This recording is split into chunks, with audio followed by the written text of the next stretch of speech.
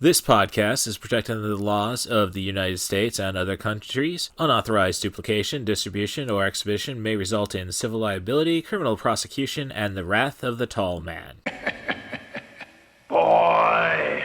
Hey, let's talk about you, the ID10T community events at ID10T.com, like Russ Stevens, a.k.a. Cat Bus Russ, who has started a podcast called 90 for Chill, which Russ says is dedicated to movies with a runtime between 74 and 99 minutes, the time frame that I feel is ideal. Russ, I could not agree with you more. That is a fantastic idea. Russ goes on to say there are times you need a cinematic fix but don't have time for the latest Scorsese masterpiece or offering from a comic book universe. There's also times when you need a conclusion to prevent a binge costing you a whole night.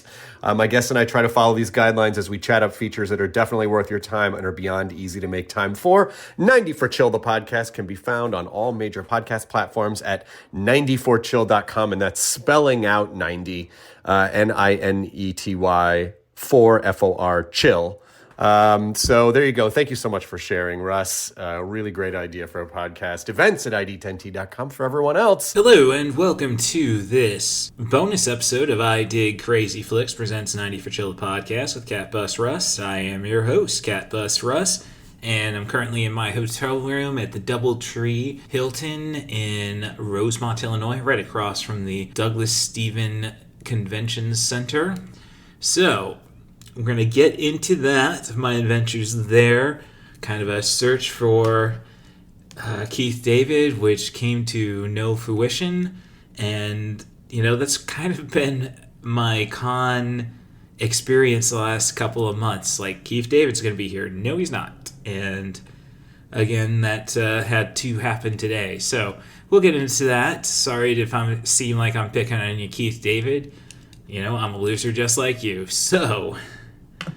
or I should say, I'm a loser baby, just like you. But yeah, so we're going to get into that. And but before that, to make sure this is a movie podcast for those who don't want to get tempted by conventions like Fan Expo, C2E2, Indiana Comic Convention, for those in my neck of the woods, I will just discuss a classic Giallo movie.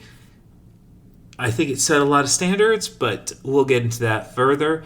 And then we'll just talk about Fan Expo Chicago 2025, Day 1. Thanks for checking out the podcast. Enter the bizarre world of the psychosexual mind. From Carlo Ponti, who brought you Dr. Zhivago, now...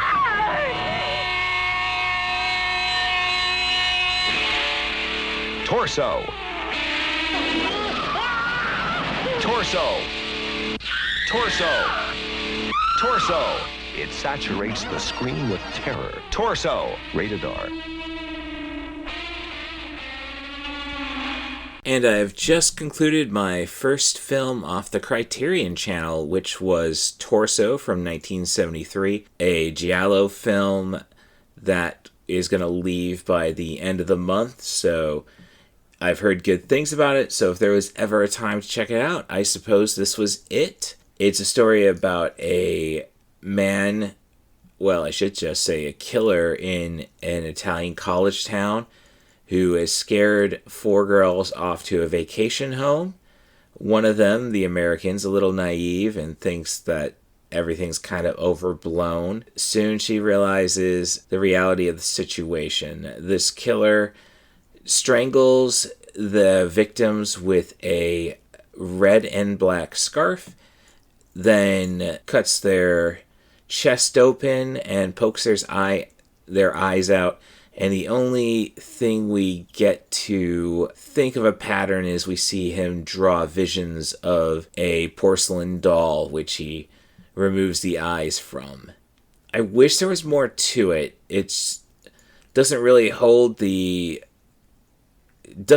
give you hints about what's going on until the very end, and then even the motivations are a little mixed up until you get the exposure of the killer. So it's kind of sloppy in my opinion, but I will say it's interesting to see that this feature kind of kind of sets the bar for sluts must die before the slasher genre became a thing in the States. So innovative in that sense. I would say that the director does a great job of framing everything, I'd say, with the exception of the finale. And again, some of the logic of the kills do not make sense. I might have to ask Lynette Eglund, if I see her at Atlanta Comic-Con, about would people act this way? Because she says in that episode of the 90 for I Did Crazy Flicks that, people do act like how people act in horror movies when you put them in a zombie-filled corn maze for the Halloween season. But it's still something, I guess, I just kind of feel, really? So I can't really say anything is overly impressive about the film. The trying to hold out on we can't really figure out who the killer is. You have 3 people it could be. One of them's too obvious. The other one, is the only one who's really been there the entire film, and the final one's just a red herring. So just kind of lose fun in guessing who the killer is, in my opinion. Once we're down to the final girl, I will admit there's some suspense, but then again, it's kind of dragged out and doesn't really... Okay, she's trying to get away. We know it's not going to work. Can we just get to the finale? That's my opinion on the feature. I don't understand how it's become such a classic. Maybe because there's nothing excessively vile which you associate with, like, directors, say, Argento or Lucio Fulci. So I don't know why it stands out, because I just don't think there's enough mystery to really keep our attention or keep us invested. I would say that the worst Argento does that better than this feature. And when I think of other really over-the-top giallo, it at least gives me a lot of shock value, and this feature just doesn't have it. I mean, aside from the, alright, all sluts will die, a standard it sets for all of horror, I'm really not overly impressed by Torso. Little Hand says it's time to rock and roll. Bring the noise.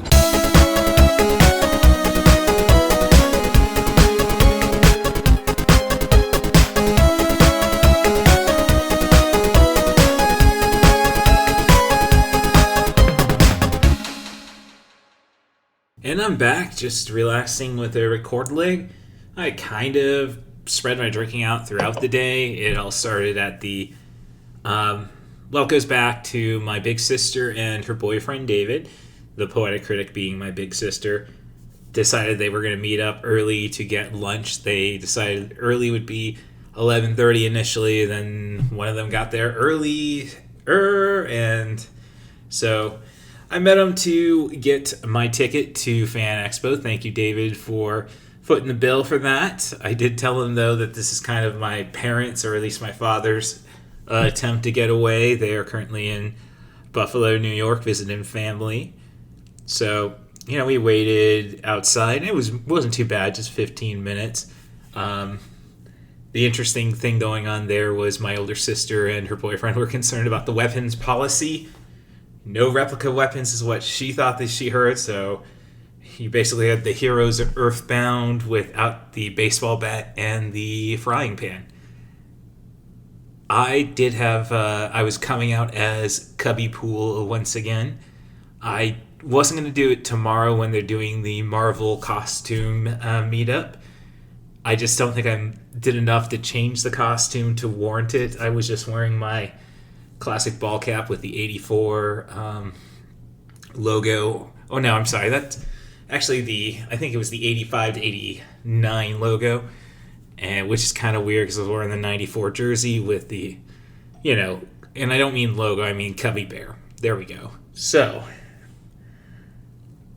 that was my cosplay. I got up there basically as long as you can't actually shoot somebody with anything, any projectile, your weapon was cool.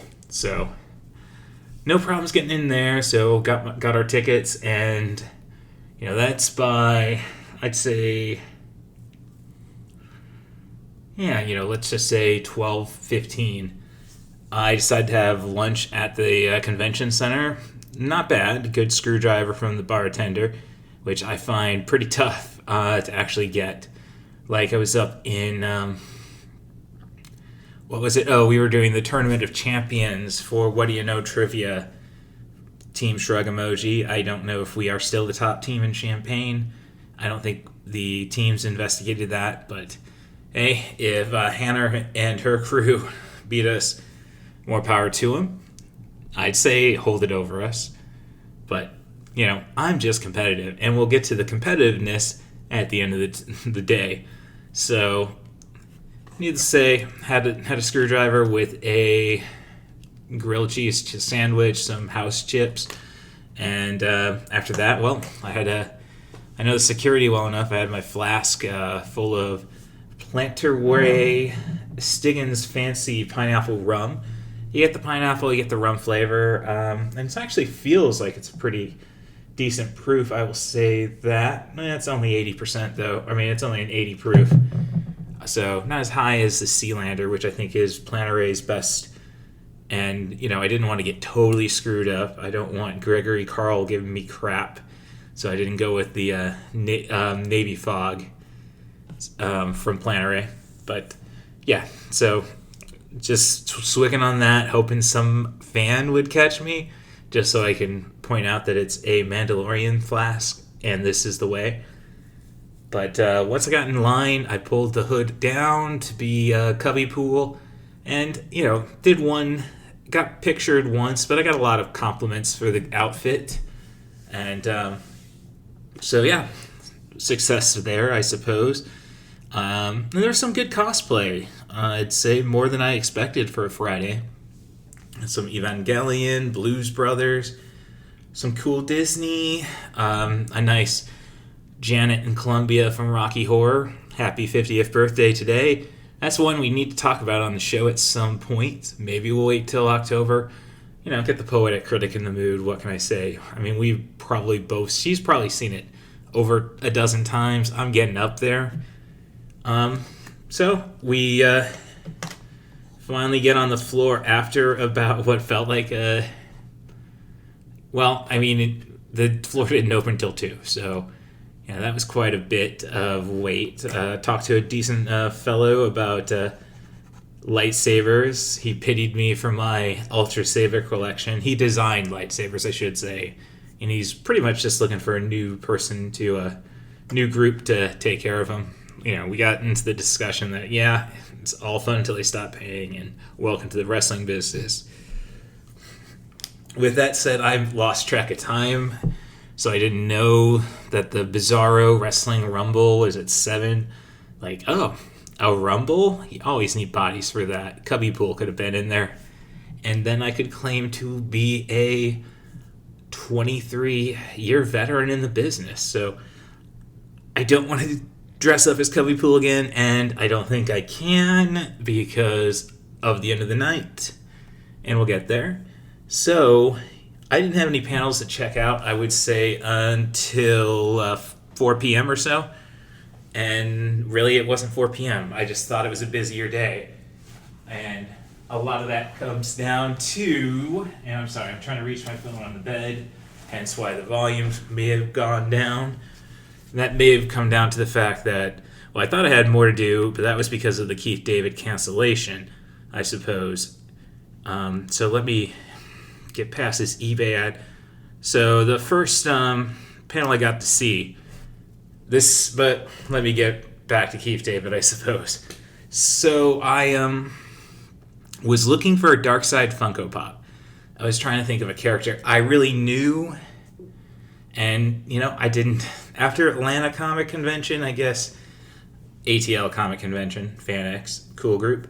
After that, I wasn't really going to bring a Funko Pop with me to get signed, just because, well, what if he's not around? And now I'm thinking, do I actually have a Mantis Funko Pop? So that tells you what's going on tomorrow. But I know I have a Kraglin. So, okay. So that was my goal. It was just because, one, with the Deadpool mask I had over my face, no peripheral vision. I mean, I could see through it. It was that thin, but, no, legally blind type situation. And so, I'm pulling my mask up above my glasses so this time I put the glasses underneath the mask. And it looked all right, I think. Well, as I say, I got compliments and, one photo. So, success. So I'm looking for this. So I could have settled on getting his character from Princess and the Frog. I mean, I have a big size Funko Pop of his character at home. It was on sale at Hot Topic. So yeah, I loved clearance, searching their clearance. But no, Dark Side from Kite Man, hell yeah, is I think the only other character I could think of that he'd have a Funko Pop of. He kind of got shagged out of the They Live. All they have is an alien and Nada. Roddy Piper, rest in peace, buddy. So I've finally found a Dark Side Funko Pop that was $30, and I actually got into a Funko Pop buying binge because before that I saw a Frank Dukes from Bloodsport Funko Pop for $25, which I purchased, and they were pretty cool. They're all in cases, and where I found the Dark Side, I also found a Robot Chicken, the Robot Chicken. So scores, I'm out. Just doing the math in my head. Never mind, I'll just throw the tax on top of it. But 30, 20, 50, 25, $80. But I've spent $80 on a single Funko before, so I think that's kind of good. So I got that, and then it's like, all right, let's look for the autograph. And nope. So I don't know. Hopefully Keith David will possibly show up tomorrow or Sunday. If he's given us audio for Has Been Hotel Season 2 or Kite Man Hell Yeah Season 2, more power to him. Yeah, that's a weird thing. I haven't seen any Has Been Hotel Funko Pops. Or I could have done, like I did back at Fan Expo NOLA, pick up a cat version of the Husk character. He portrays a demon bartender in hell. And it's in the cat bus, which it's fun. I have coworkers who like, oh, did another cat get added? Yep. And so that's kind of a letdown. So that just means I think that was the 4:00. So I got it in time, and then boom, went away. So I did check out a couple of panels though, and the first one, I thought Don Bluth was going to be there. He was put on the board, but didn't turn out that way. But it's the Voices of Your Childhood, Bob West, Philip Glazer, and Kate Micucci. The moderator kept calling her Katie. There's no I in there. There's no Y. And I'm pretty sure, at least when I watched Garfunkel and Oates, it wasn't Katie. But yeah, so they, three voice actors. Bob West was Barney the Dinosaur, and Philip Glazer was Fievel for 12 years. And Kate Micucci has been Velma, Webby Vanderquack on the reboot of DuckTales. And, a lot of characters, honestly. It's, almost, she's only a month younger than me, but it's kind of like, oh, shoot, she's getting stuck in all this voice casting now? I mean, that's just more of the fear for a woman in Hollywood type situation, dare I say. But she's very complimentary of Chicago, loved shooting the Netflix show Easy in Chicago. We didn't ask about the show, obviously, since that was live action. But, there's some great ID10T /Nerdist You're Overthinking It podcast from Chris Hardwick with Ricky Lindholm. So, a lot of weird stories there. Or just stories of maturity, dare I say. But those are podcasts. This is a great conversation. We get to see how Barney the Dinosaur worked. Since it's funny because Bob West, who always wears magenta to these cons, I've picked up on, or I haven't seen him otherwise, but he's wearing magenta there, and he brought up the fact he always does. So Barney the Dinosaur, and how he had friends in with the Muppets, Jim Henson, and basically saying you can't actually do the voice when you're not in the suit. And so they basically figured out how to do it, and I don't know if they did it that well. It's unfair for me. I'm 45 years old, so when Barney really hit, I was too old for it, and I can definitely tell bad puppetry, Jeff Dunham. But it got, for what they were doing, it got the job done, who they were entertaining, and what have you. So I shouldn't be hard on them. And I can't say that there's anything wrong with Barney the Dinosaur, aside from, we're getting PBS being defunded, and it's like, well, I don't think that would affect Barney. That's what I'll say. Phil Glaser, he's a producer now. He quit acting 20 years ago, but he told how he had to actually sing somewhere out there to get the job, and talked about how cool Steven Spielberg was, over it back in the day. And it's kind of good that Don Bluth wasn't there, because I know the stories about how Land Before Time got messed up because of what Steven and I think George Lucas may have also been involved in that one, wanted the dinosaur movie to be. I love Land Before Time, and I like American Tail. It's interesting with American Tail, like, oh, no movie made, it's the highest grossing animated feature since Snow White. And that just tells you how times have changed. I'm sure it probably got outgrossed by Oliver and Company the next year. Disney didn't have an offering in 87.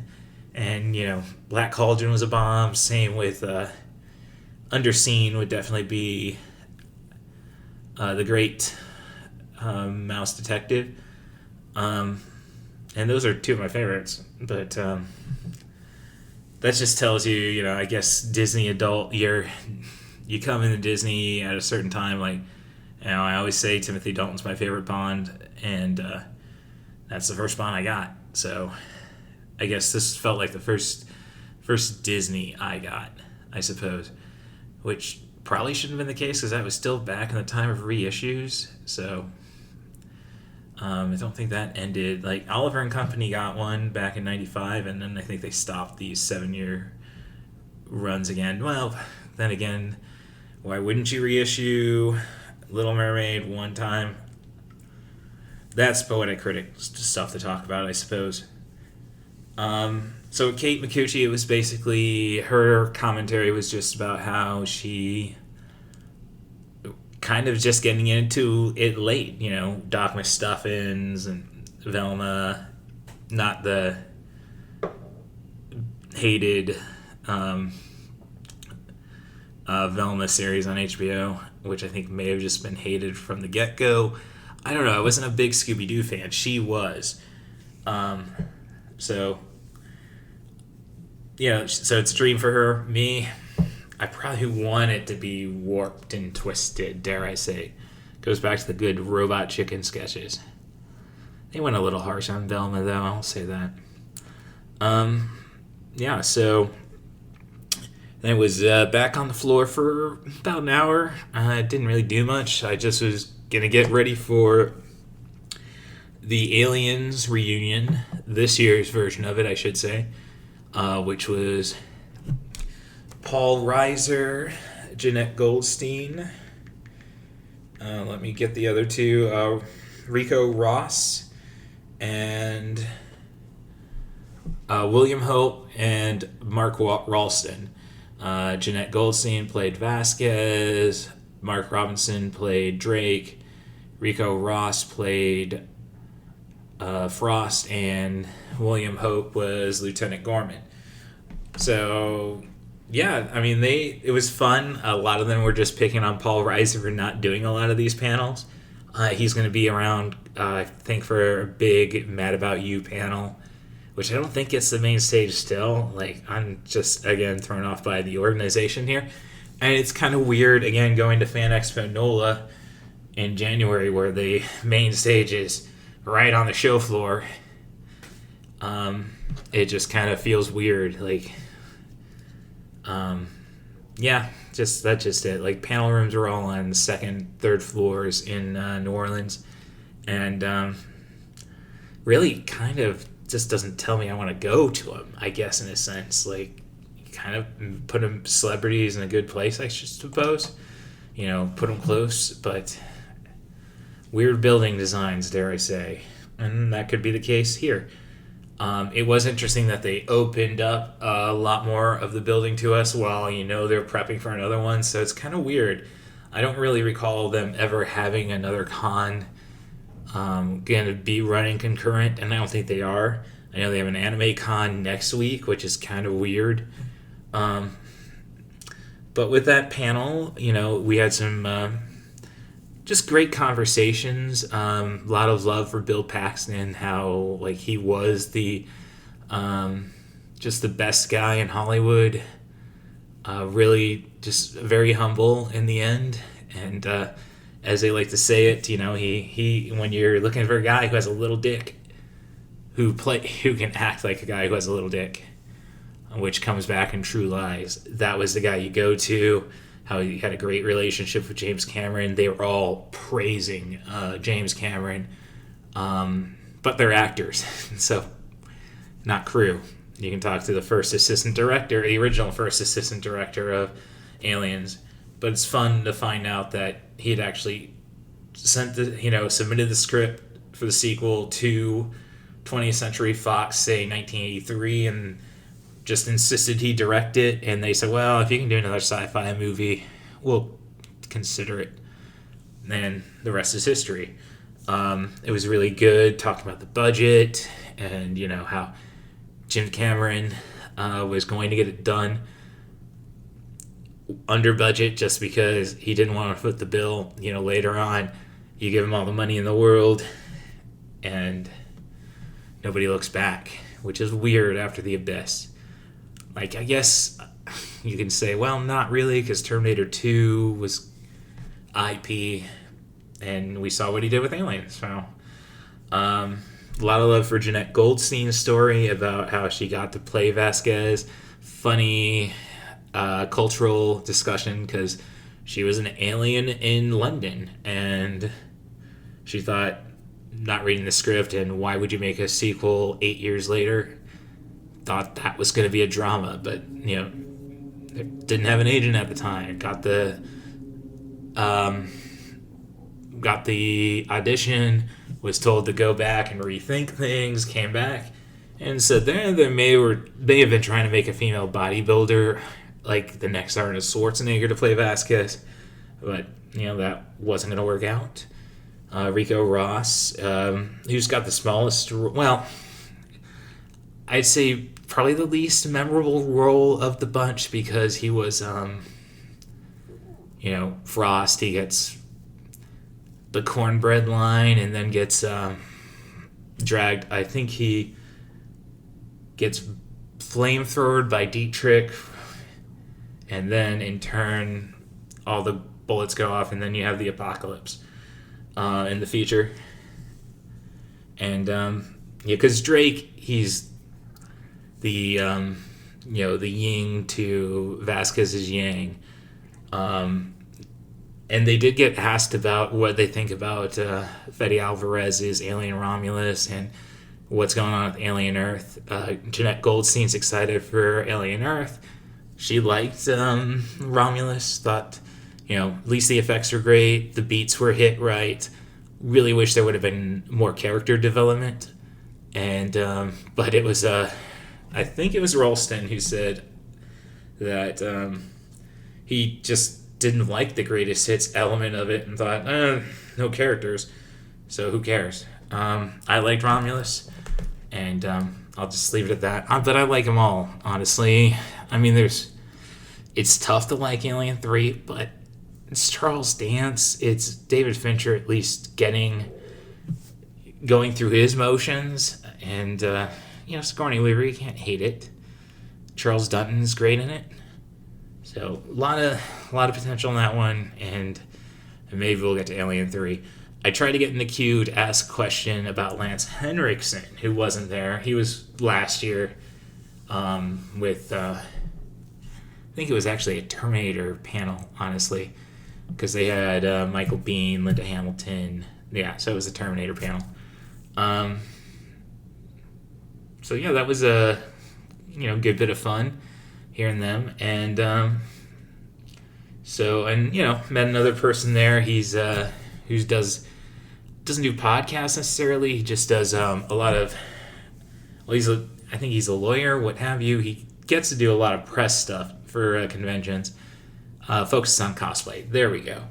So shout out to you. I have your card. So and I put it in a different purse. So let me grab that real fast. Talk amongst yourselves. Right. So. And that also shows me, the only other thing I bought, there was a guy who did some great wrestling artwork. I'm not really a bit, and he said he's going to start tackling AEW, because I'm not a WWE guy. I know Punk better than most, and it was great watching ESPN, seeing him promote a UFC fight. The best in the world. Come on, you freaking coward. I'll go that far. He picks fights that he knows he can win, and otherwise, if he doesn't have a payday, he's just going to go and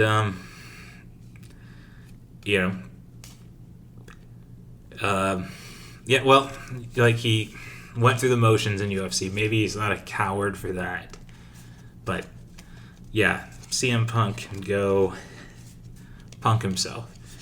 But the artwork was done by Jason Mason. So I got a cool thing of John Cena as the Invisible Man with all the tape around him because you can't see him.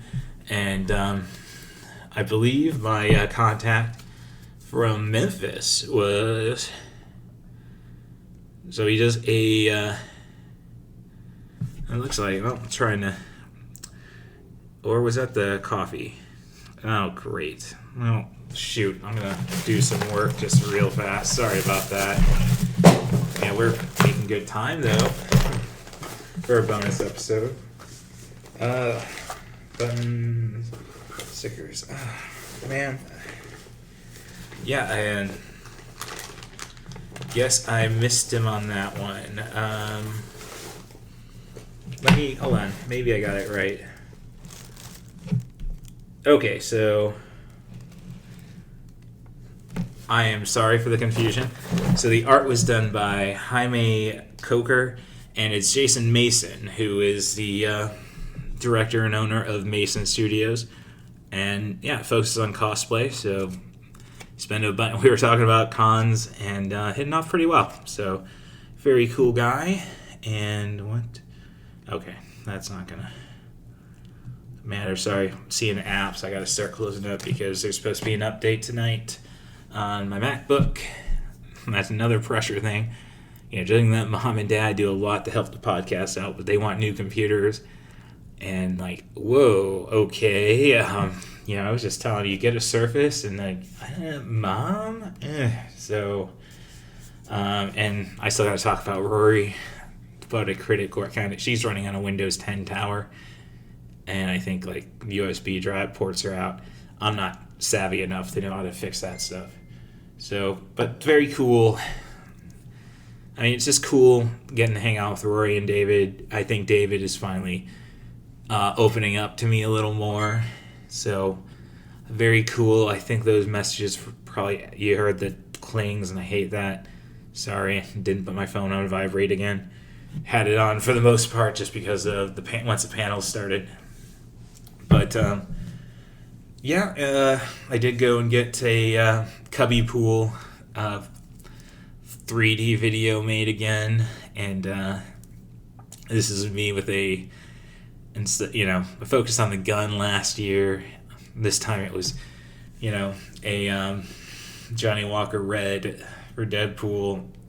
And it must have been having a good time because I was spilt both drinks I had paid for on the con floor because I went through the flask pretty quickly.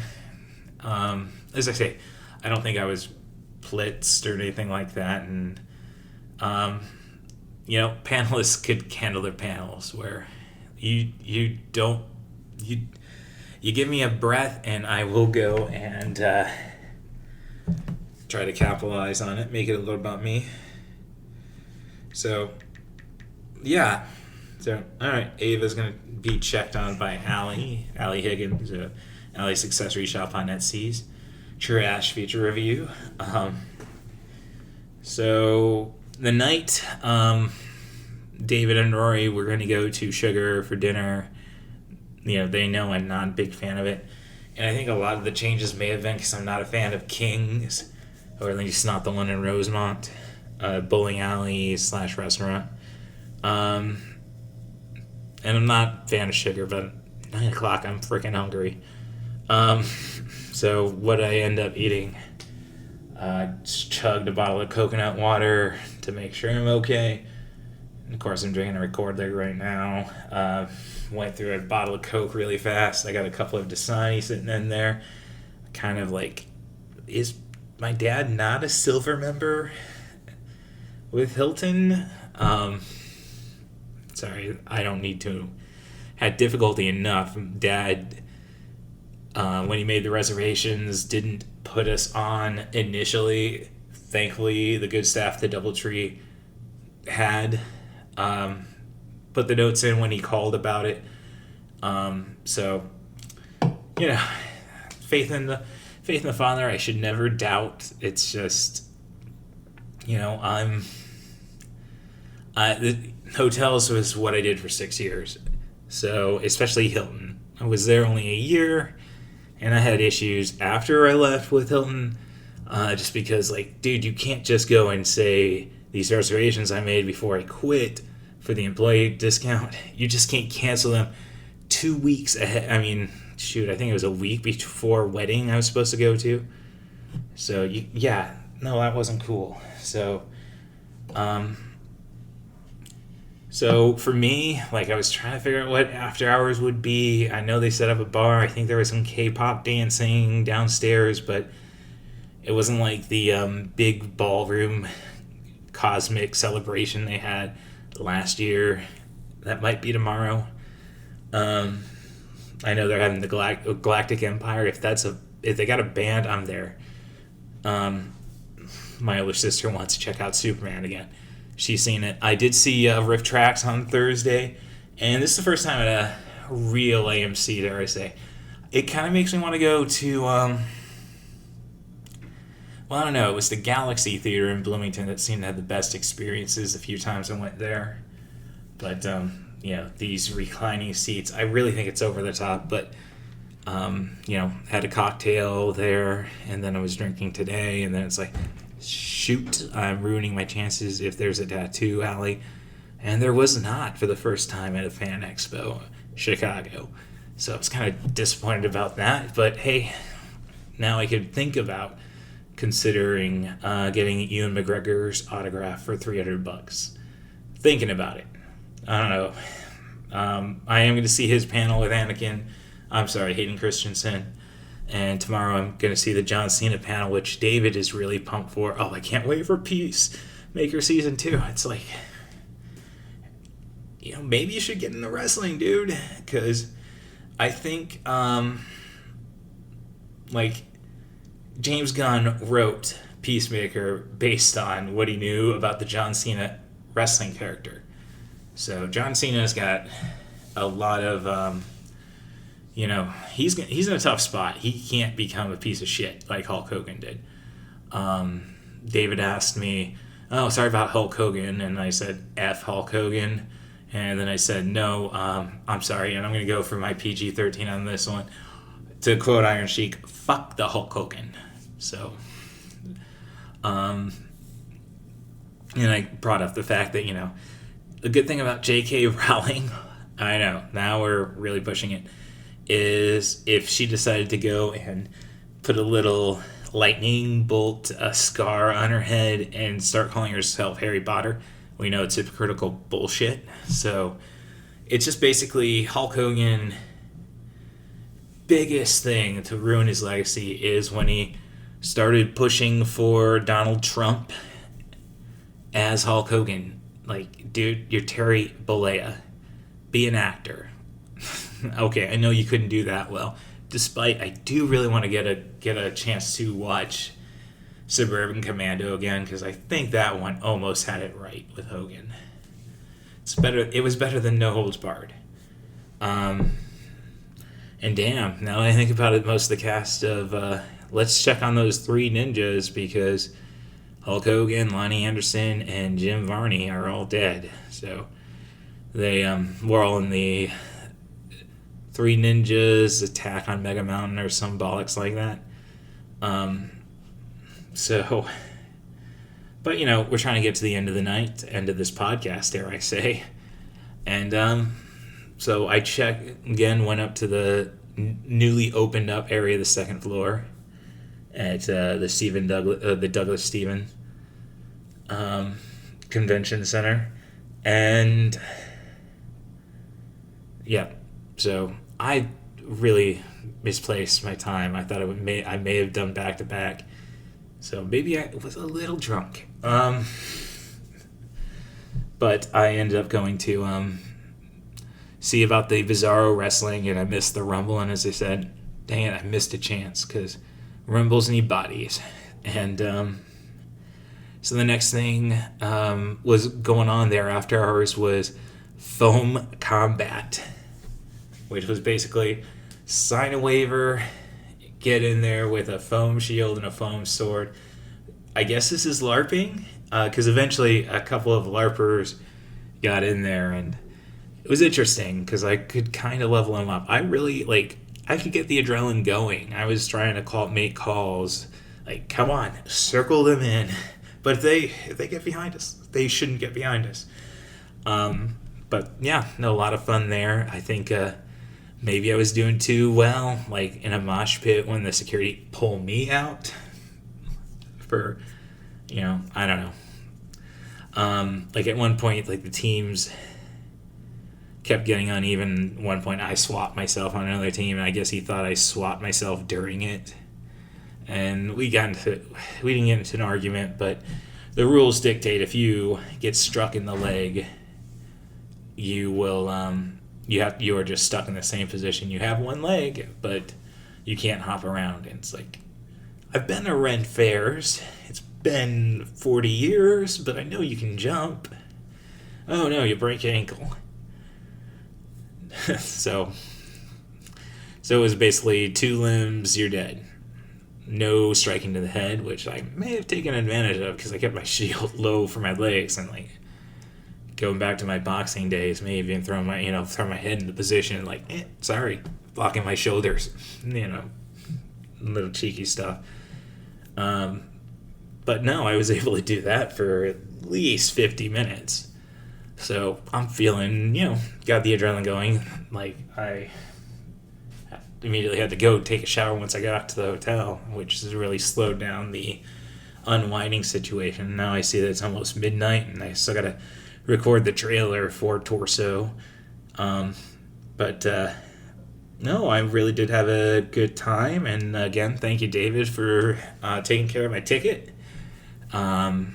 I hope Mom and Dad are having fun in Buffalo. As much fun as my mom can have. Sorry. And my dad, he's doing great. Still gives us a health scare or two. And that's just trying to, gotta say, I ran into our cousins in champagne recently. So, but yeah, no, had fun doing the foam stuff. I don't think I'll do it tomorrow again if they actually have a band for the Cosmic Celebration. I'm there, man. So that's how Fan Expo has gone thus far. So I had a lot of fun, fingers crossed that Keith David will show up. And I'll get to see John Cena's panel tomorrow.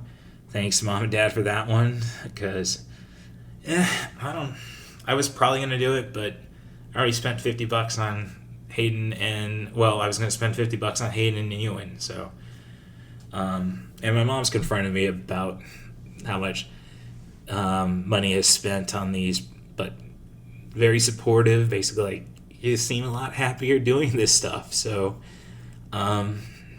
yeah. So basically, I don't need. Always gotta keep an eye on my parents just so they, Well, what happens when it changes? I guess I gotta knuckle down and keep going and doing this. I'm currently not scheduled for any cons the rest of the year. I'm hoping to do Twin Cities Con, but I only got a 1-day window for that. St. Louis, Des Moines is what would be next month, so I'm not feeling good about that one. St. Louis is during New York Comic Con weekend. Come on, you didn't need me. And then there's Columbus in December. So, but let's not think about the future. Let's stay in the present, dare I say. So, thank you very much for listening to this episode of I Dig Crazy Flicks with Catbus Russ. And if you want to help the podcast out, first, rate and subscribe on your favorite podcast apps. As I was talking to Jaime Coker, I really should figure a way to just put the audio on YouTube. I'm not a fan of that. I think audio should be on audio platforms, but I digress. But, rate and subscribe on your favorite podcast apps. 5-star reviews will help me. As long as you're honest with the comments, I will improve the show upon that. Like, did my best. Like, I really got to be quick with this intro because, spending 10 minutes to get to the content, a little silly. So, you can follow me on social media at CatBusRuss on Blue Sky, of course at catbusruss.bsky.social, and on Instagram and Threads at CatBusRuss. And if you want to be on the show to help me out, you got something to promote, which that's real reason a lot of people grab business cards or my buttons is like, chance to promote myself. Which, hey, that's what podcasting is for. You can send an email to russthebus07@gmail.com. That's RUSSTHEBUS07@gmail.com. And offer me a movie, a theme, a director, an actor. As long as the content is off the wall silly, and crazy, dare I say, because I did crazy flicks. If we can fry up some podcast gold, but if you have something a little more down to earth, John Hughes movie, I really need to catch up on his stuff. As long as it's under 100 minutes and credits don't count, I'll be happy to chat with you about it. So send an email to russthebus07@gmail.com or send me a message on social media, and we'll get that done. And the final way to help out I Dig Crazy Flicks, or at least support Ava the Queen Kitty, you have to respect royalty. I'm an Anglophile, okay? Honestly, if we could just tell Trump he's king and not actually give him any authority, maybe that... I already used my F-bomb. And Lord knows we shouldn't top it, because I will be doing that in the future with this podcast. So, help Ava the Kitty out by joining my Patreon, patreon.com/IDigCrazyFlicks. $3 a month is all I'm looking for, so that's 3 tins of cat food for Ava. I have an energy drink exchange with certain people, and what do you get in return? You get yourself a waterproof sticker, which should prove handy after I left my my Circle bottle somewhere. Did not want to buy actual bottled water. Throw a flavor in there, hit the level right, and just deal with tap. I'm cool with it. But hey, the sticker is going to stick. Watch it all you like. And you also get access to the original Podbean feed of 90forchill.com, the podcast. So see how I develop into a better podcaster if you're interested in history. And who knows if I can. I have ideas, but like if I can get on Bizarro Wrestling somehow, we'll definitely go and try to figure a way to get the video out. Of course, at a price. Sorry, I'm not... I worked for free enough in my wrestling days. But the final thing you get is a shout out on the podcast for being such a great supporter, like Tim Bates. You can find him on the podcast with episodes about 1989's Charles Band produced Arena, Bloodsport in Space. Kind of appropriate with that Bloodsport Funko Pop. They call it the Bloodsport Funko Pop. I guess they're not going to give Frank Dukes a royalty with that. It's JCVD anyhow. Frank never looked like JCVD. And my good friend, former AAW wrestling backstage personality, the Scoop Staley. So otherwise, the only formalities I have to take care of, which isn't a pre-recorded audio segment, which it's based off, the pre-recorded audio segment's based off the credits from Brick. Like, my pre-recorded disclaimer at the front is from the credits of Phantasm 4. But the people I just know I have to take the time to thank, and I should say the person, is Stacia Harden. Thanks for keeping an eye on me. Thanks for allowing me to fight for 45 minutes tonight. Thanks for keeping me out of the bad kind of trouble. And I wouldn't mind a little more pushing towards the good type. And I'm not just talking politics-wise. And I hope you're doing the same for everybody else you touched in your life. And I hope you're squeezing the ectoplasm out of the most jellicle of kitties, the fluffiest of cats, Skimbleshanks the one-eared angel. So, thanks for listening to I Dig Crazy Flicks presents 90 for Jill, the podcast with Cat Bus Russ. And you know what? I'm feeling responsible, so hopefully I'll be talking again tomorrow. Thanks again. Can I hear a wahoo? This podcast was made possible by the love and support of Dave and Cindy Stevens, Rory Stevens and Allison Higgins, Danny Daniels, and Stephanie Smith. Long live Flash! You've saved your Earth. Have a nice day.